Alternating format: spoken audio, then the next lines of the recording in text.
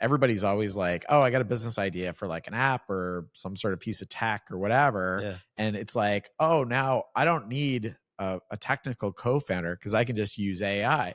But I sit there and I think, as like a technical person, maybe now I don't need a marketing. True. Yeah. Like, what's the I think it's opposite? actually easier. Yeah, if anything, those other things have been replaced. Are easier Yeah, than for the sure. technical Yeah, piece. I So agree like, with you. I feel like you're coming for us, we're coming for you. Hey, Okay? it's coming for everyone. Yeah. Start it up, let's get it rolling. Big ideas, money folding, hustle smart, dream so wide. Turn that grind into a joyride. Ha.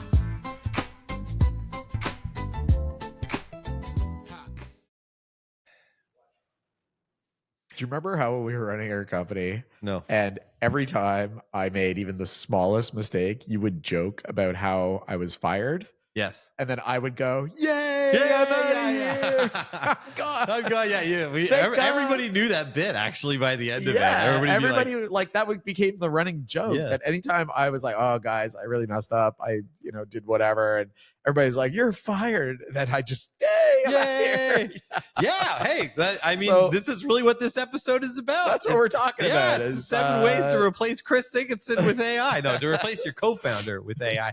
I wanted to take on this topic because I'm thinking a lot about this. I have something going on in stealth right now, and I'm sort of trying to think about, and it's not with Chris, so That's true. take that. That's true. Um, And it's in stealth because it doesn't it exist. doesn't work. It doesn't work. It's not Doesn't really a thing. exist, and isn't a real thing yet. So. okay. Yeah. But I think one of the challenges that I'm thinking about is, can I build, and it's a direct to consumer product too. It's like a totally different thing. So can I build a business with no employees? Okay. And I think this is like, just roughly speaking, has sort of been answered that like, yes, you can. If you go on, there's people on X, which I don't really like, X or Twitter, whatever the hell we're calling it. I don't really like it. I find it to be a bit of a cesspool. But every once in a while, there's kind of some interesting stuff. Of course, it's not really backed, but there's people who are like, I'm doing this thing and I'm making like $1 million a year doing this. oh, there's tons of stories like that. I never know. But if it's to not like believe the it. school stuff. Here's Like this person making $10 million a month. and No, it's just a 10,000 a month. That's the school thing. So school, like SKOOL, the Yeah. Alex Hormozy stuff. Yeah. That the go-to thing. If you go on school, the front page of school is just like, here's how I'm making 10,000 a month using school. Like every I don't know why. There's like a yard sale on 10,000. Everybody has 10,000. Really? Somebody needs like 10,001. You know, Okay. like Price is Right rules. But anyway, but what I'm trying to figure out is like how, if this is possible, and then like the best way to go about it, and what am I seeing out there sort of in this concept of a single person like enterprise, and what does that look like? And I think, for the record, I think a lot of this is probably, unless you're a software developer, kind of building on the skepticism around like some of these AI coding tools, which are getting better, but Right. it's probably a lot of these are more like consumer focused, like physical products, as opposed to SaaS companies and those sorts of things. I feel like this is the thing that bugs me about this, is that like everybody's always like, oh, I got a business idea for like an app or some sort of piece of tech or whatever. Yeah. And it's like, oh, now I don't need a technical co-founder because I can just use AI. But I sit there and I think, as like a technical person, maybe now I don't need a marketing. True. Yeah. Or, like, what's the I think it's opposite? actually easier. Yeah, if anything, those other things have been are replaced. easier Yeah, than for the sure. technical Yeah, piece. I So agree like, with you. I feel like you're coming for us, we're coming for you. Hey, Okay. it's coming for everyone. Yeah. It is. It genuinely is coming for everyone. And that's why I'm kind of thinking about this differently, because I part of me thinks this could also be the future of small business. Yeah. Is like a side hustle on cocaine. You Yeah. know what I mean? Like, you're really able to scale, but with no one else. And all of a sudden, you could have a normal job, or maybe that goes away anyway. And then you're doing this side hustle that's a lot more scalable than it used to be. So that's why I was really thought this was an interesting topic to dive into. So let me, I'm going to read my phone here a little bit because I have a couple of data pieces. So Harvard Business Review notes that startups using AI can now compete head to head with giants. Okay. So this makes sense. So one lean team from an AI coding partner, so Cursor, managed to rival tools from even like GitHub or even OpenAI. Yeah. So I thought that was pretty interesting. I was like, okay, so I mean, there's like a skill element there too, and all these different things, but it's effectively like a leveling tool for the playing field, at least on a competitive basis. I actually was listening to the Daily this morning, Yeah. the New York Times Daily. I like listening to that occasionally. And they were talking about how like it's weird that OpenAI, obviously being the first mover notwithstanding, it's weird that they're leading the race when you consider like Meta is in this race with unlimited capital, Google with unlimited capital, like Microsoft, like I mean, Microsoft's sort of OpenAI, but or Elon, who's normally like always ahead of stuff, you know, kind of not really. But like Grok. Microsoft didn't like they invested in AI kind of late in the game almost, so like they weren't there, I don't think, in the beginning. And everybody hates Copilot, and it keeps trying to like turn itself on my computer. I'm like, I don't need this. Like typical Microsoft, It's like, wow, we have these amazing tools. Let's force our users to do it. And you're like, stop, Microsoft. Like, anyway. Okay. So a global BCG survey, Boston Consulting Group, found that organizations effectively deploying AI see, and I like this, 45% cost savings and 60% higher revenue growth on average. Yeah. So I think that's interesting, though, supporting what you were kind of saying at the start. Yeah. Is like actually the behind this is this like the actual marketing functions can also be vastly automated. Yeah, honestly, I think the technical co-founder is not the low-hanging fruit. I think everything else is the low-hanging fruit. Definitely. Like, and we talked about like a couple of episodes back, the story of Jasper, right? And like, and some of these other ones where like writing and blog writing and advertising copy, like those things are evaporating, if not already. Meanwhile, founders adopting AI. Now, this is really interesting. So this is kind of counterintuitive, but I think of this as a much more smaller business, but these are existing companies. So founders adopting AI aren't actually necessarily cutting jobs. Nearly 80% of AI heavy startups actually hired more people, and they use AI as a force multiplier rather than a replacement. Yeah. What do you think about that? Isn't that kind of surprising? Like I remember, and again, I love this Anthropic interview with Friends of Lenny, because he talked about how they're hiring like crazy, and you're like, that's kind of weird. You're an AI company. But they're a startup company, and they know they can bring in people and augment them with AI tools. Like cyborg. And they're like, they're on steroids. They're employees on steroids. And like, doesn't that give you bubble worries though? Like so some people say AI is kind of like a bubble, right? That it could be like a bubble, like the .com and all that stuff. There's so much money into this, all these things, and yet it's such a powerful tool, and yet they're hiring thousands of people. Do you remember maybe about a year or so ago, the guy who's, I don't know, the founder or the CEO of Spotify said like the marginal cost of making music is going to be essentially zero. And remember, all the artists got really upset about him saying this, because like, there is a lot of work that goes into it. But I think his point was kind of like that, these tools are making it much easier to create really good music. And so the like cost to create music is going down. He didn't mean like the emotional cost or like the artistic cost. I think he meant more like production value. So then think about a lot of things that businesses do. So let's take software development. The cost to build software is going to like essentially go down. Your cost per like line of code is going to be almost nothing. Okay. But you can kind of just keep going with that, because, you can use AI to do marketing. You can use AI to do sales. You can use AI to do finance. You can so is the cost of starting a business or getting a business off the ground essentially going to be like zero? I don't think it'll be zero, but it'd definitely be a lot lower than what it was before. I think a lot lower than 3 years ago. So then all of a sudden, how easy is it for anybody to start a business? Right. So, and then are we in an arms race where it's like, holy smokes, like, starting a business is really about like who had the best AI tools, to start. I think there's still an execution piece to that. I think it really depends on the nature of your product. Right. There's an execution and strategy component here too. Yeah. So like, again, in this direct to consumer like thing that I'm working on in Stealth that doesn't exist, that thing, like you can see that the path to this, the actual barriers to entry are considerably lower. You do need some capital. Yeah. I'm not a ton of money though. Like you can get away with like 10, 20 grand pretty easily. And I think like, which is nothing in the business, starting a business world, and that gets you pretty far. Yeah. Depending how far you want to go into it and how talented you are with marketing. I think the real challenge is actually, it's a much more competitive landscape to this point. Like a lot of people have started something because they're like, I may as well throw my hat in the ring. Yeah. See how it goes. The winners are the ones who market the best. So then I got a question for you, because you have this thing in Stealth. Maybe it's a thing, maybe it's not a thing, whatever. Okay. So let's say that you can essentially automate, you don't need a co-founder. You don't need Chris. Yeah. You've got, let's say you can automate like 70% of what needs to be done in that business. Okay. So the 70% gone. The 30, What is the 30% Yeah. that you feel like you can't use AI for, that you have to do on your own? Yeah, there's two thoughts there that I have. One is there are things I enjoy doing, Right. which part of having a business is not just about making money; it's about enjoying what you do with your day. Yeah. So that's the first thing I'm just gonna say. Yeah, There's some you're things in a weird category. On yeah, that. yeah. Fair enough. Fair enough. Maybe that's a Dave only thing. Yeah. The things that I think require a human or human interaction. You're not going to close a deal with an AI agent with another company. You know what I mean? Like Okay. I wouldn't negotiate with an AI agent. I Okay. wouldn't.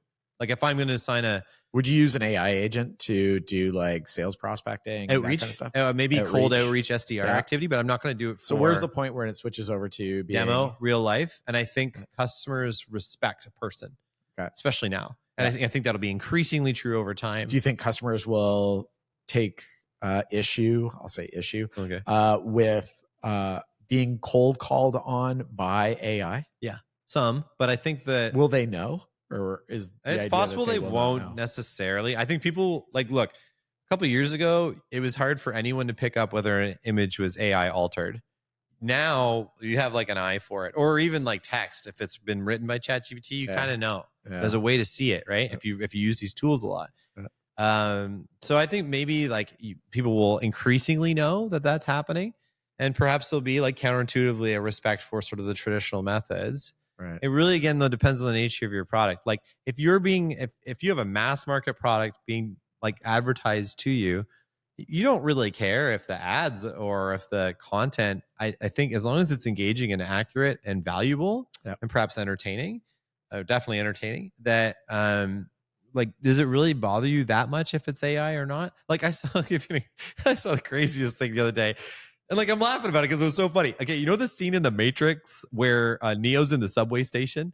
Yeah. And Agent Smith comes and like fights him, right? And they have that really big fight. And there's the big deal because he stands his ground against the agents, that whole thing. Right. Okay. And he's beginning to believe. And so the fight was, instead of Neo versus Agent Smith, it was Sam Altman versus Mark Zuckerberg. And Mark Zuckerberg being Neo, actually, and Sam Altman being Agent Smith. Like it was amazing. Like it was so good. Like he gets, when he gets punched in the face and his glasses break. Yeah. And it's Sam Altman's like face, like as if he got punched. It's incredibly well done. Wow. And I'm just like, that's awesome. And like that's obviously AI. Yeah. Right. But that's cool. Like I was entertained. Right. So I don't know. I think for consumer products, there are different rules. If you're selling, I sold my business for $40 million, and I want you to steal my ideas. Check out my book, Startup Different, on Amazon, Audible, and Kindle.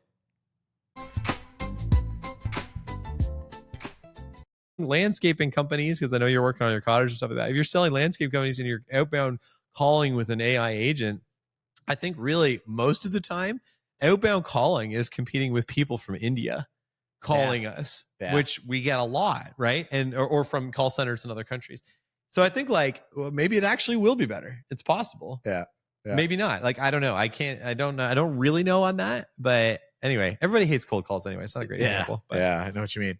Can I put a thought out there? Yeah. So just thinking about the 70-30 split. So 70%. Cool.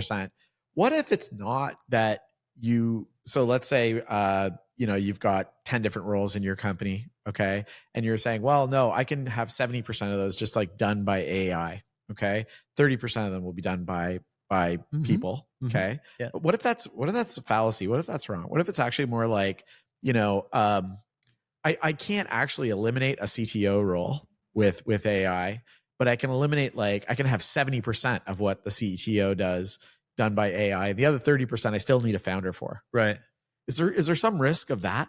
Okay. Is there some risk where, when you and I were started our company, okay? So I kind of did like the finance. I kind of did different hats. A bit of the operations, and then you did definitely both were kind sales. of in operations. Yeah. Okay.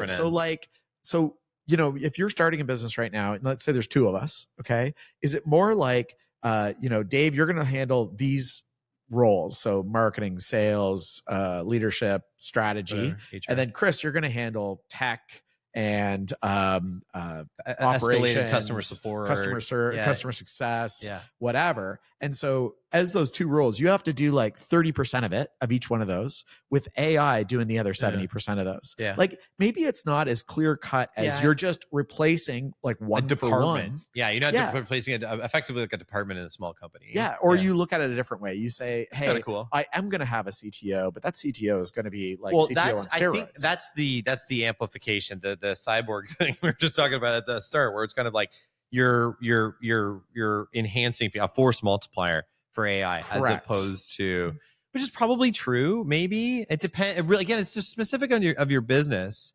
I think what it might allow for is I think what I like. So let's go back to me. Yeah. I could definitely see there's a case, if this thing actually works out, whatever it is, that I have a chief operating officer later, but that I don't really have to give them an equity stake. Yeah. You know what I mean? And I think that's valuable to me, even alone as a founder, right? Obviously hugely valuable depending on the circumstances. Yeah.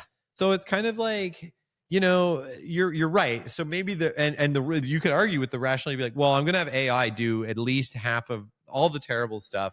I'm going to pay you really well. I'm going to bonus you really well, but you're not going to get any equity because whatever. And if you don't like it, go somewhere else. I find this is interesting. I feel like, we've talked, we've had some guests on who do things around fractionals. Yeah. Okay. Yeah. I think fractionals have a real opportunity where they can say, hey, I'm going to come in. I'm only going to work for you 30% of the time, but I'm going to provide the equivalent of a full-time marketing CMO or a full-time, revenue operations I don't know though. When you look for an AI agent before you hired a fractional? If my argument around that you can't one for one just replace a person with pure AI, then maybe the fractional is the piece that you need.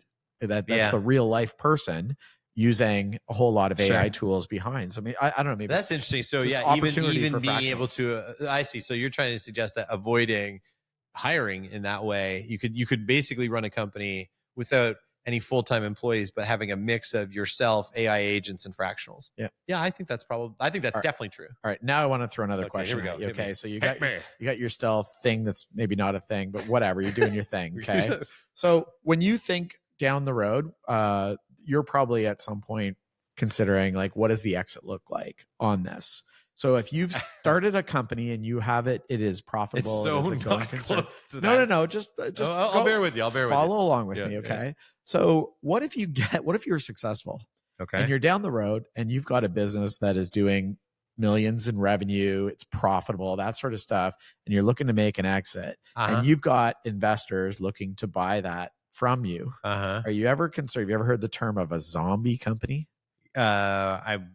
No, I haven't heard the term, but it's essentially a company that is like, remember when we built our business, we had to make sure we had enough people who could actually keep running it when we were not there. Yeah, anymore. remember hearing about the Solo Stove guys? Yeah. And they tried to sell and they were like, it can't just be you two dudes. You need to build like an actual company with people. And then they built an actual company with people and then they sold. Yeah. Do you remember that? Yeah. So this is a risk. Yeah. So I do think it's a risk. Do you think that if you do build this, you are going to have some human component to it so that it is not a hollow company? It is not a zombie. It is something that could continue on without you. You are you're bringing up that fear by looking into the past. You're saying that the way that companies are acquired was like our company was acquired is the way they're going to be acquired later, which you don't know. It may be acceptable. I don't know that a company could be run by one person with 25 different AI agents that do a whole bunch of things automatically that connect to your partnerships and your if it's a product, so a physical product, you need like a 3PL, right? Third party logistics, probably like connected to that, like all these things just talking to each other. Like there's basically what the acquirer is then purchasing is like the brand, the probably like the customer list effectively, like, that kind of like revenue momentum and the growth rate. And likely they'd be buying into something that they believe they could augment because of their reach or whatever it is. Right. So this thought has crossed my mind. The other thing though, for me that I also think about for this business, because my circumstances are a little bit different, this is getting a little personal here. I don't know how I feel about this, but is that I don't necessarily feel like I need to sell. But for now, I'm just like, let's see if I can make some money doing this. Yeah. That's really the approach I want to take. I don't want to put a ton of pressure on myself. Like, oh, I need to make $1 gazillion. I kind of just be like, is this even going to work? Because it could totally fail. And like, I'm cool with that. Yeah, like I think of when we started App Armor, there was a bunch of things that we tried beforehand that failed miserably, but we learned a lot as we went through it. Or like Land of the Living Dead, we got to like couple. And I do feel like we're kind of at a rebirth moment on how businesses start. Yeah. And I think I remember when we were doing our mobile apps and the big term was mobile first. Yeah. I think right now the term is AI first. Yeah. So you're building an AI first business. Yes. And we really don't know how that's going to That's cool. I didn't even like put that label to it, but that's exactly what you're trying to do. So then I do have a question for you. Yeah. So let's assume that you aren't just doing this as like a hobby and you do want to eventually exit from it. Yeah. Okay. Are you concerned that businesses which are AI first, because of this, thinking about the Spotify guy saying that the cost of music is going down to marginally like nothing. If all these businesses are started as AI first businesses, do you worry that the valuations on an acquisition are incredibly compressed because everybody knows, hey, that guy, that the way that he does that thing is easily copyable by a bunch of AI. But that's where your brand equity comes in. Like, remember, this is going to be like a marketing play effectively. Okay. You have a thing, you drive down costs on your distribution, your manufacturer side, you add as much margin as you can into this product. You immediately take every available penny you have otherwise and put it into marketing this product, building brand equity, building brand trust. Yeah. It is not easy to build a brand. That's why it's so difficult. I remember when the Warby Parker guys did it. The big thing that was surprising about Warby Parker is that those guys not only built an amazing brand, they also built a factory. Yeah. And people were like, that is unheard of. And I honestly, like peering into this world now, I can't believe how little stuff is made by the companies that sell it. Yeah. That is very surprising. It sounds dumb, but I'm like, finds wow. a factory in China. There's a lot of, or wherever, somewhere in the world, right? Yeah. Okay, now this is kind of awkward, but I haven't highlighted the 7 things. Oh, okay. Yeah, all right. So the 7 things, 7 ways to replace. It's more like 7 like understandings for replacing. And I think we covered actually a lot of them. So this is actually okay. So let's loop this in. So one is for the AI is like pick its job. Okay. So what is the AI going to do? Decide, is it your coder, your marketer, your analyst, or is it going to like blend into these roles? So that was good for you. AI isn't magic. It's just like a super fast intern that doesn't sleep. Yeah. And I was like, that's a good tip. That's pretty good way of seeing it. Yep. Start small, test fast. So give it one task that you'd normally lean on a co-founder for. Like, I don't know, it depends what your co-founder does, but one of those tasks. So for, let's say it was a salesperson you were replacing, see how it does with cold emails, see how it does with some of that prospecting, some of the things you'll see in like software platforms like Apollo and stuff like that. Keep the human stuff human was another point. Yep. So if the demo, the deal, the handshake, the back slaps, conferences, like those things have to be, you got to take people over dinner, and for now we don't have robots doing that. So anyway, we'll see how that works. One thing that is definitely important, at least for the start, is checking its work. Yeah. You think about like, didn't Grok say like it was some sort of awful thing on some sort of Nazi thing on X and stuff like that. So like be really tight to the AI for a while till it, like you would an employee though. Like I don't think that's outrageous. Yeah. Like, people are like, oh, I gotta watch this thing. You gotta watch an employee. Like you're having it draft the email, but you're the one actually hitting send. Things like correct. That, right? Like I remember I had a boss one time who was like, just imagine hitting send. Whenever you do that, like a bomb could explode. Yeah. If you're not careful. And I was like, that's a good way to think about it because it's really, you can't really, when you do, what's that called? Recall? Then that just alerts everyone to look at the email. Look at that email. 5 is measure the win. So did it actually save time? How much time? Did it close more deals? Did it cut costs? It has to actually generate an ROI and you have to be able to act on that benefit, like take up that gain. Yeah. Time game, money game, something like that. I think that's obviously kind of intuitive, but it's something to remember because I think a lot of people are like using a lot of tools, racking up monthly costs on these things without actually being able to be like, this is the gain I get from this. Right. Build a feedback loop. So, obviously, so don't accept just what AI spits out, like work on it, iteratively improve it like you would any lean startup thing. Yep. And then lastly is be transparent. So I thought this was an interesting point, but tell people in the market that you're doing this, that you're using AI, that tell your investors that this is the way you're structuring the company. They will think you're 9% less competent. Yeah, I think, actually based on the old, depends who they are. Are they middle management? So I think what it is though, is it's like, if you're hiding AI, it seems like you have something to be worried about. Whereas I think if you're just like transparently like, yeah, of course we use AI tools. Like everybody should be using AI. I think you just It say drives we're, costs we're down an for AI you. first company, Yeah. and that keeps our costs low. Yeah. And lets us innovate. And It's really funny. I genuinely wonder the way I'm structuring this thing now. I really wonder, when am I going to be like, aside from me, when am I going to need a person? Yeah. And I'm really thinking about this, and I'm like, I don't know. Yeah. And it'll happen. I think it will happen. All right. And then I'll deal with it then. But it is kind of an interesting take. So Cool. So like weirdly, AI in the short term might lead to more people, which is one of the weird conclusions to start this, right? Because it's like this enhancer makes people more effective. Long term is not clear, but either way, there's lots of different ways that you can make up for the weaknesses that you have that you would implicitly need a co-founder for. Okay. But just keep those 7 points in mind as you're going to market. No, that's great. Like one point on the hiring, all the AI companies hiring, is that let's say, for instance, you had a secret way to go out and hire people, and they were just like superhuman, right? Yeah. Then you would hire more. Yeah, exactly. Right. Yeah. So I don't think it's like that surprising that AI companies are hiring. I just think it's, the weird thing about a lot of these AI tools, like OpenAI, like loses a lot of money, right? Because it's so expensive to have the infrastructure required. For sure. It just seems interesting to me that the costs are so low on using these tools, given their relative power. Yeah. Like it almost became, the consumer wins. This is capitalism. There's so many AI tools trying to be dominant in the market at the same time. It's really driven costs down on incredible functionality. Yeah. Remember when that DeepSeek thing came out? Like everybody freaked out. They trained it on $5 million. And I think that was actually not true. Like there was some fudging of those numbers, but I don't know. Yeah. But like, anyway, a lot less than whatever OpenAI was doing. Yeah, but exactly. Anyway, lots of opportunity. I'll let you know how it goes. Good luck with your new venture, Dave. Yeah. I don't even need you anymore, bro. Anyway, I'll see you tonight. All right, folks. See you later. Hey. Start it up. Let's get it rolling. Big ideas, money folding. Hustle smart, dream so wild. Turn that grind into a joyride.